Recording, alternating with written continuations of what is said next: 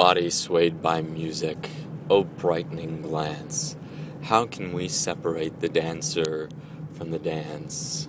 Yeats asks. Today, this morning, Saturday morning, at 10 a.m., Courtney and I attended 5 Rhythms dance class, something that we wanted to do for weeks, but we put off. Martin Luther says, how soon not now becomes never.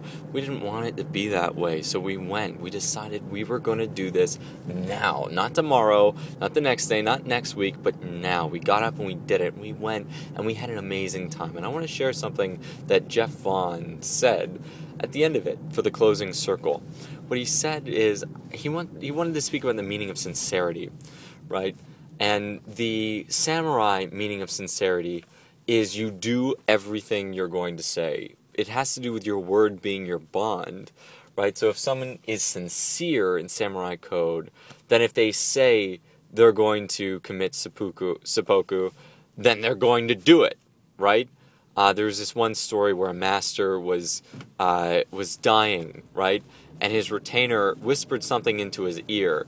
And immediately, his wounds healed, and he got up, and he was totally recovered. And later, he was asked what his retainer had said to him. And his retainer had said, if you die, then I will commit seppuku over your dying body.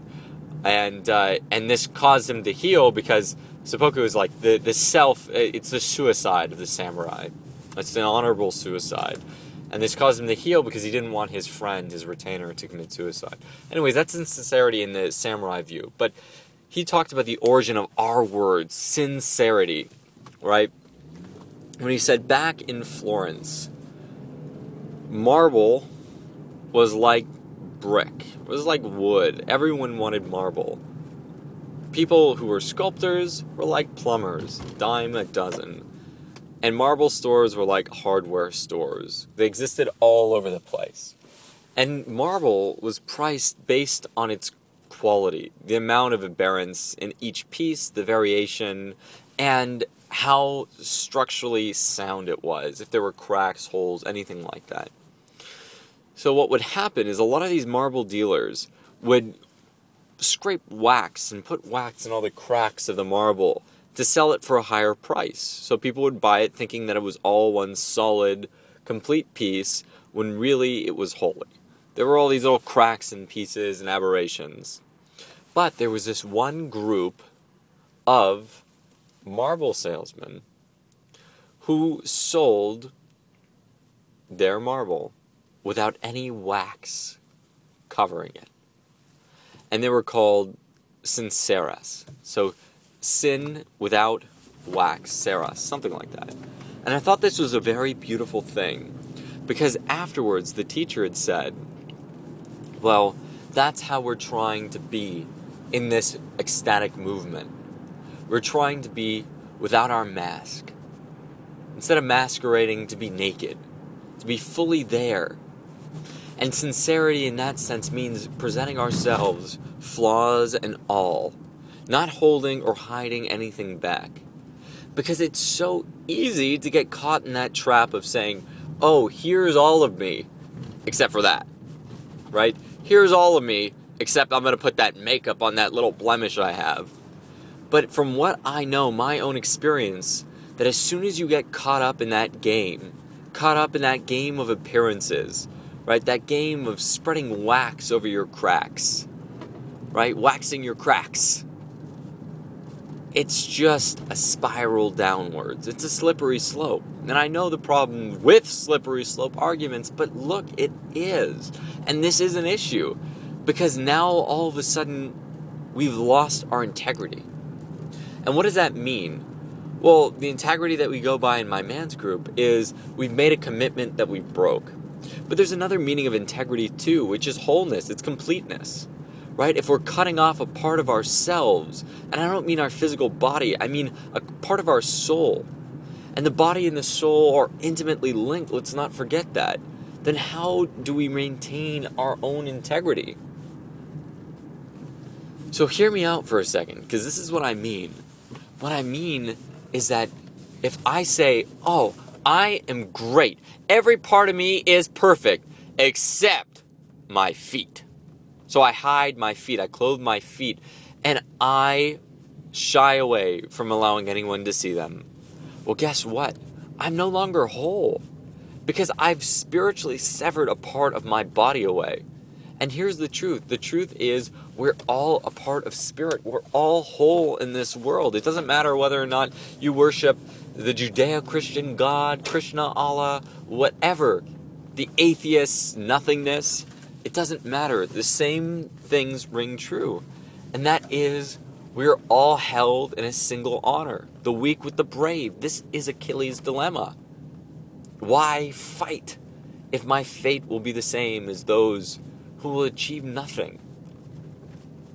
And the fact of the matter is that if we don't accept ourselves completely and totally as we are, then again, we're essentially severing a piece of ourselves off. And we lose our integrity. And we lose our sincerity. Because then when we go to interact with other people, we're covered with wax. Now, there's always that funny joke that people say, and they say that the first few years of a relationship, or the first few months, or whatever it is, the first period, the first phase of a relationship, everything is perfect, because all you see are the good sides of your partner, none of the bad sides. But then as things get more committed and more comfortable, all those cracks start emerging, and you start thinking to yourself, possibly, oh, what's that? I didn't know you farted so much. I didn't know your farts smelled so bad. I didn't know you had hair there. I didn't know you went poo. I didn't know girls pooed. What? Girls go to the bathroom? Oh my God, this is total revelation. I mean, the craziest things happen. Or you yourself start to feel it. You yourself start to feel doubt, insecurity, fear, upset. And you start going, oh God, my partner's going to see me like that? I'm supposed to be this courageous, strong, upright person who knows all the answers and has everything together, because that's why they love me, right? They love me because I'm perfect. And we start cracking.